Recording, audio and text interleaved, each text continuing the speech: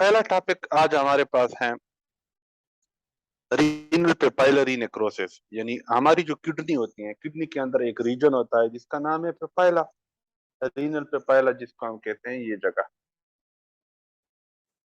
ठीक है, ये रीनल पेपाइला है। तो रीनल पे ये हमारे पास यूरिटर होता है, ठीक है। यूरिटर अंदर जाके थोड़ा सा जब ओपन होता है, बड़ा होता है, तो हम इसको रीनल पेल्विस कहते हैं। फिर रीनल पेल्विस से मेजर कैलेक्स शुरू होते हैं, और मेजर कैलेक्स से जो है फिर ये छोटे छोटे माइनर कैलेक्स हैं, ठीक है। और ये माइनर कैलेक्स जो हैं आगे जाके कनेक्ट हो रहे हैं किसके साथ, आपके इन पेपाइला के साथ। तो यहाँ पे कलेक्टिंग डक्ट्स जो हैं, नेफ्रॉन के जो कलेक्टिंग डक्ट्स हैं, वो ओपन होते हैं इनटू द रीनल पेपाइला, और रीनल पेपाइला से माइनर कैलेक्स, माइनर कैलेक्स से मेजर कैलेक्स, मेजर कैलेक्स से पेल्विस, पेल्विस से यूरिटर के थ्रू पेशाब यानी यूरिन नीचे आता है। कहने का मतलब ये है कि ये जो आपका रीजन है, बेसिकली ये रीजन रीनल पेपाइला है। अब इस रीजन की अगर नेक्रोसिस हो जाए, इस रीजन की, तो हम इसको कहते हैं रीनल पेपाइलरी नेक्रोसिस। नेक्रोसिस का क्या मतलब?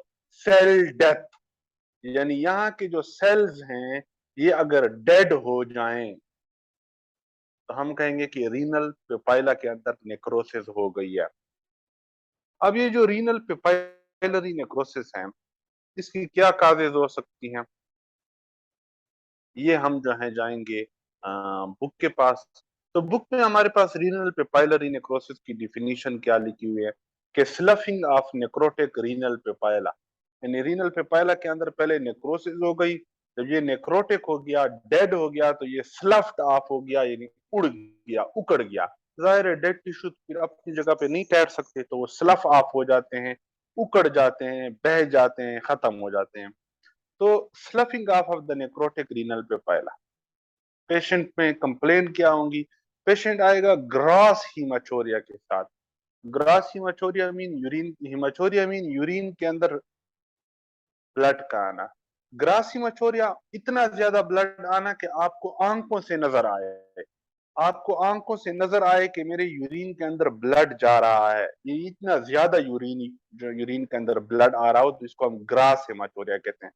अगर आंखों के साथ नजर ना आए लेकिन माइक्रोस्कोप के नीचे आए, तो फिर हम उसको माइक्रोस्कोपिक हीमाचोरिया कहते हैं। और अगर आंखों के साथ नजर आए तो हम इसको मैक्रोस्कोपिक, मैक्रोमीन बड़े बड़े, यानी या ग्रास हीमाचोरिया जो आंखों के साथ नजर आए। और यूरिन के अंदर प्रोटीन भी जाएंगे, यानी प्रोटीन यूरिया भी होगा। समझ आइए? ये सर। तो जब पेपाइला के अंदर नेक्रोसिस होती है, हम इसको रीनल पेपाइलरी नेक्रोसिस कहते हैं। पेशेंट ग्रास हीमाचोरिया के साथ आएगा और प्रोटीन यूरिया के साथ आएगा। ये क्यों हुआ? इसकी मुख्तलिफ वजूहात हो सकती हैं, काजेज हो सकती हैं। तो इसकी काजेज को आपने इस तरह याद रखना है कि पापी, पापी जो है ना, ये मैक्सिकन लोग जो है पापी दोस्त को कहते हैं। तो पापी is a thick, thick with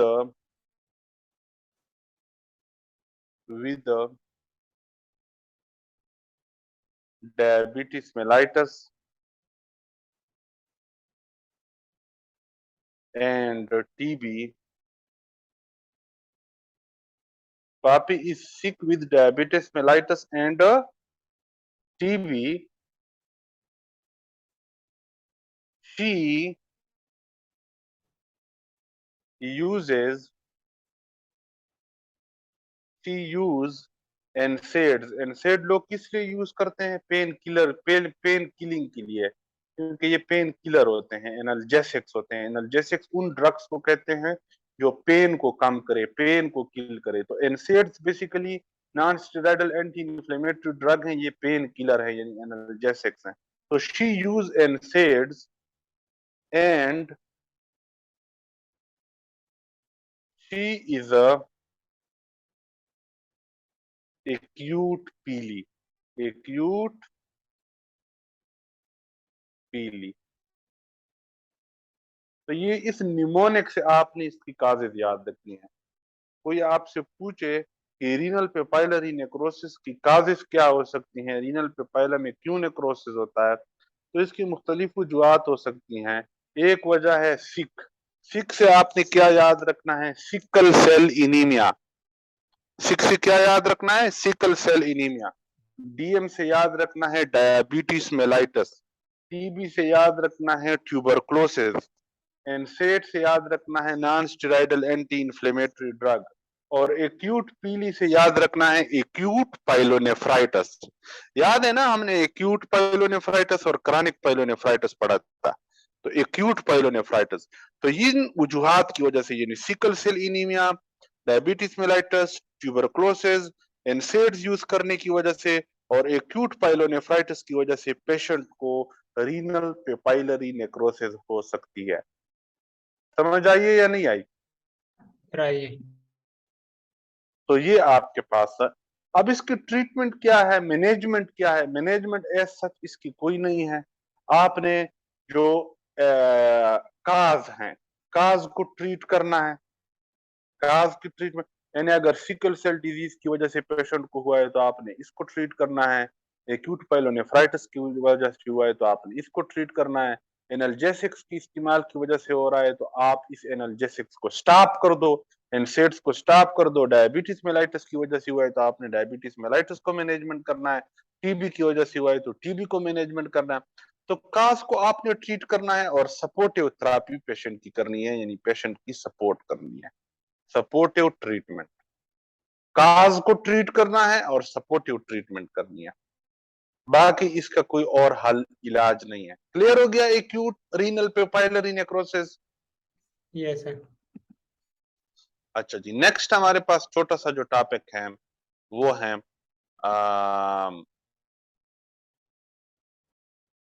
diffuse कार्टिकल necrosis. अब आप लोगों को पता है कि किडनी की जो कार्टिक्स होती हैं वो कौन सी होती हैं और मेडुला कौन सी होती हैं, समझाया था ना मैंने आप लोगों को। Yes sir. किडनी के जो रीजन है इसमें अगर आप देखो तो ये वाला जो रीजन है, यानी ये जो बायर वाला रीजन होता है, बायर वाला, ये कार्टेक्स कहलाता है। और जो अंदर वाला रीजन है ये मेडुला कहलाता है। तो ये जो बायर वाला है ग्रीन, ये कार्टेक्स है। तो इस कार्टेक्स की अगर सारे कार्टेक्स की नेक्रोसिस हो जाए, थ्रू आउट ये सारा कार्टेक्स नेक्रोटिक हो जाए, डेड हो जाए, तो हम क्या कहेंगे कि इस बंदे को डिफ्यूज कार्टिकल नेक्रोसिस हो गई है। डिफ्यूज मीन सारे का सारा कार्टेक्स नेक्रोटाइज्ड हो गया है, डेड हो गया है। समझ आ रही है या नहीं आ रही? ये देखो ना, ये रीनल कार्टेक्स है, ये यहाँ पे इन्होंने दिया है, यानी ये जो आउटर रीजन है ना, ये सारा रीनल कार्टेक्स है। तो अगर ये सारे का सारा नेक्रोसिस हो जाए, डेड हो जाए, हम कहते हैं कि इस पेशेंट को डिफ्यूज कार्टिकल नेक्रोसिस हो गई है। अब डिफ्यूज कार्टिकल नेक्रोसिस की वजूहात क्या हो सकती है,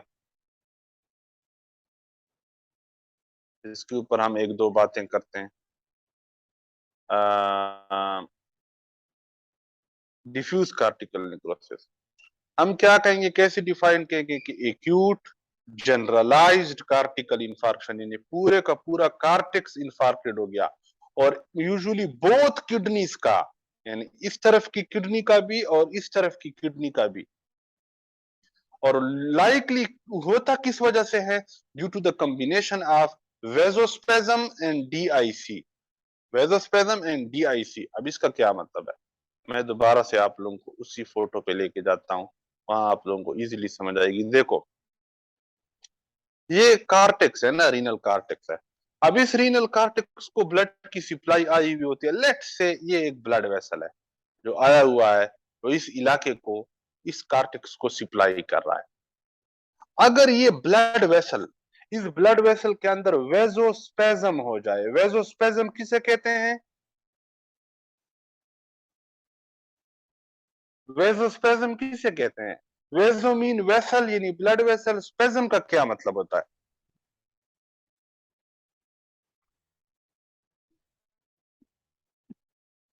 सर बंद हो जाए। स्पेजम का क्या मतलब होता स्पेज्म का ये मतलब होता है कि let's suppose normal blood vessel इस तरह है ना, और ये ब्लड वेसल के दीवारों में, मेरी जो उंगलियां, ये ब्लड वेसल की दीवारें हैं, इनमें जो स्मूथ मसल हैं, ये अगर कंट्रैक्ट हो जाए और इसकी वजह से ब्लड वेसल तंग हो जाए, अक्लूडेड हो जाए, हम कहते हैं कि ब्लड वेसल के अंदर स्पेज्म हो गया है। स्पेज्म कहते हैं कंट्रैक्शन को। वेसोस्पेज्म मीन ब्लड वेसल के अंदर कंट्रैक्शन हो जाना, ब्लड वेसल की दीवारों के अंदर, जिसकी वजह से ब्लड वेसल का जो लुमेन है, ये अंदर जो रास्ता है, ये क्या हो जाएगा? बंद। तंग हो जाएगा, तंग तंग हो जाएगा ना, अक्लूजन हो जाएगी। Yes sir. तो जब वेसोस्पेज्म होता है, जो ब्लड वेसल उस इलाके को सप्लाई कर रहा था, फॉर इंस्टेंस, ये मैं दोबारा यहाँ पे आप लोगों को लेके जाता हूं, एक ब्लड वेसल था, ठीक है, जो कि इस कार्टेक्स को सप्लाई कर रहा था। लेट्स से ये एक ब्लड वेसल था जो कि इस कार्टेक्स को ब्लड की सप्लाई कर रहा था। अगर इस ब्लड वेसल के अंदर स्पेज्म हो जाए और ये ब्लड वेसल इस पोजीशन की बजाय ऐसा हो जाए, मैं थोड़ा सा इसको और भी तंग कर देता हूं, तो क्या अब इस कार्टेक्स को ब्लड की सप्लाई एनफ होगी? No sir, no sir. नहीं होगी, क्योंकि वेसल तंग हो गया है। तो इसके अंदर अब थोड़ा ब्लड आएगा, जब थोड़ा ब्लड आएगा तो यहाँ पे इस्कीमिया हो जाएगा। इस्कीमिया हो जाएगा, blood cells Aahista Aahista damage होना शुरू हो जाएंगे, और फिर एक वक्त आएगा कि मरना शुरू हो जाएंगे, यानी कार्टेक्स के रीजन में नेक्रोसिस हो जाएगी। हम कहेंगे रीनल कार्टेक्स नेक्रोसिस हो गई है। तो एक रीजन क्या थी? वेसोस्पेज्म, जो ब्लड वेसल यहाँ पे सप्लाई कर रहा है, उसका स्पेज्म कर जाना, कंट्रैक्ट हो जाना, उसके लुमेन का तंग हो जाना। दूसरी रीजन है डीआईसी। डीआईसी किसे कहते हैं?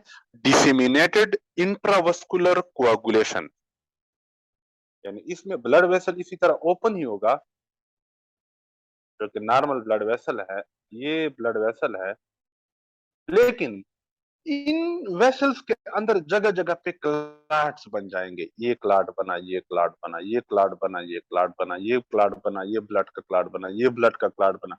तो क्या अब इस ब्लड वेसल के अंदर ब्लड इजीली जा सकता है? No sir. तो जगह जगह पे ब्लड के अंदर क्लाट बन गए हैं, तो ब्लड इजीली नहीं जा सकता। तो कार्टेक्स के पास ब्लड की सप्लाई थोड़ी होगी, ब्लड की सप्लाई थोड़ी होगी तो कार्टेक्स के अंदर इस्कीमिया हो जाएगा। इस्कीमिया में ब्लड वेसल, ये जो है रीनल कार्टेक्स के जो सेल्स हैं, ये डैमेज होना शुरू हो जाएंगे और फिर डेड होना शुरू हो जाएंगे, यानी नेक्रोसिस हो जाएगी। तो अगर ब्लड वेसल्स के अंदर क्लाटिंग हो जाए, कोआगुलेशन हो जाए, जैसा डिसेमिनेटेड इंट्रावस्कुलर कोआगुलेशन में होता है, तो इसकी वजह से भी रीनल कार्टेक्स की नेक्रोसिस हो सकती है, और वेसोस्पेज्म की वजह से भी रीनल कार्टेक्स की नेक्रोसिस हो सकती है। समझ आइए? Yes sir. अब हम बुक में जाके पढ़ते हैं कि वो क्या कहता है।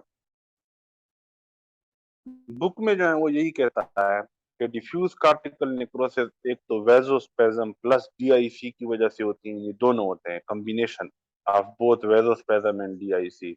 और ये क्यों होता है? वेसोस्पेज्म या डीआईसी कौन से लोगों में होती है? तो एसोसिएटेड विद, यानी ये अक्सर किस में होती है? Septic shock.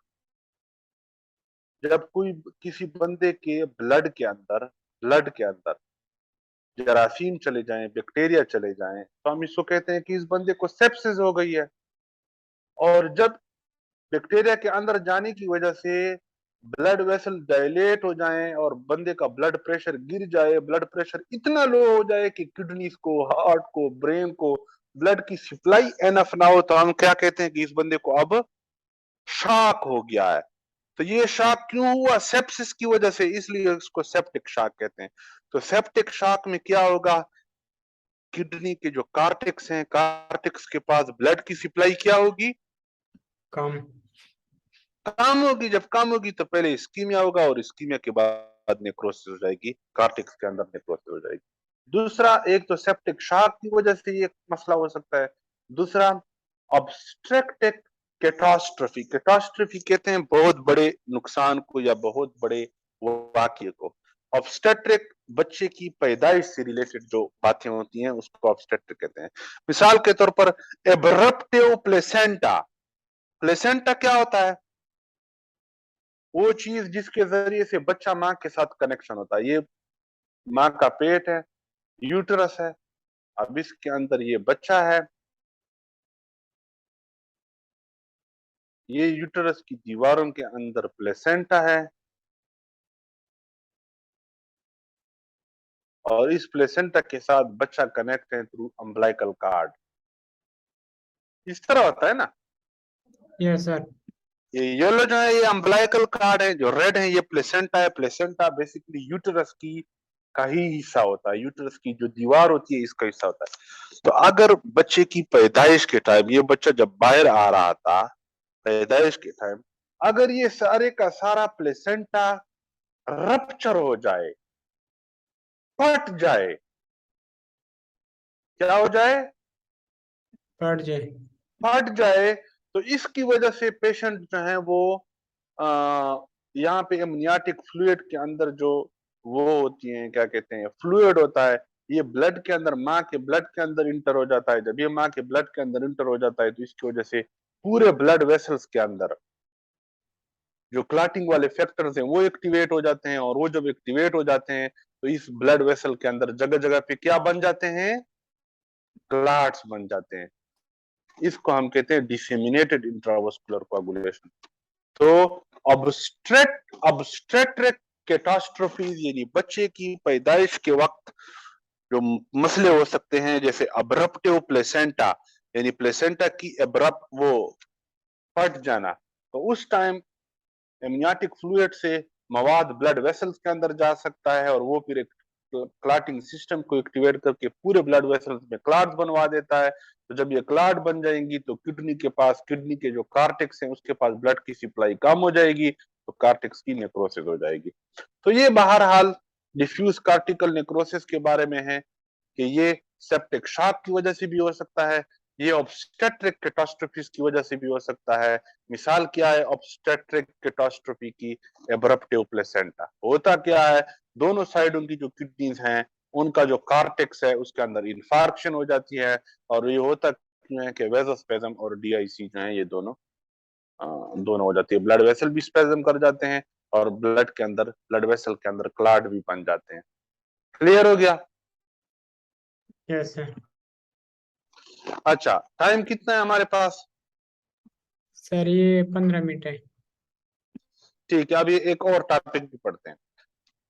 देखिए, हमने एक चीज पढ़ी हुई है, किडनी फेलियर। हमने किडनी के फंक्शन पढ़े हुए हैं, हमें पता है कि हमारी जो किडनी होती है इसके अंदर विटामिन डी की क्या होती है? हाइड्रोक्सिलेशन। पढ़ा था ना हमने। इनएक्टिव विटामिन डी जो है ये किडनी के अंदर कन्वर्ट होता है इनटू एक्टिव विटामिन डी। और कौन करवाता था ये एक्टिवेशन? कौन करवाता था? कौन सा हार्मोन था? Parathyroid hormone.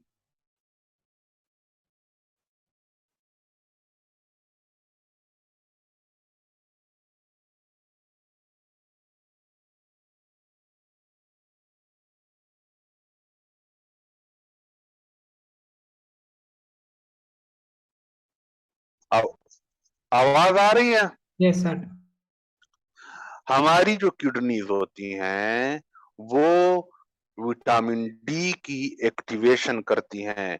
Inactive vitamin D को इनएक्टिव विटामिन डी को किडनी के अंदर कन्वर्ट किया जाता है इनटू एक्टिव विटामिन डी, यानी विटामिन डी की एक्टिवेशन होती है। कौन करता है? Parathyroid hormone. और ये एक्टिव विटामिन डी फिर क्या करती है, कहां पे?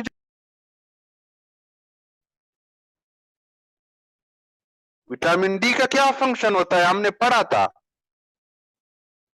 कैल्शियम को ऑब्जर्व करते हैं। कैल्शियम। ये आप लोग आज रिवाइज करो, कल पढ़ेंगे इसको, ठीक है।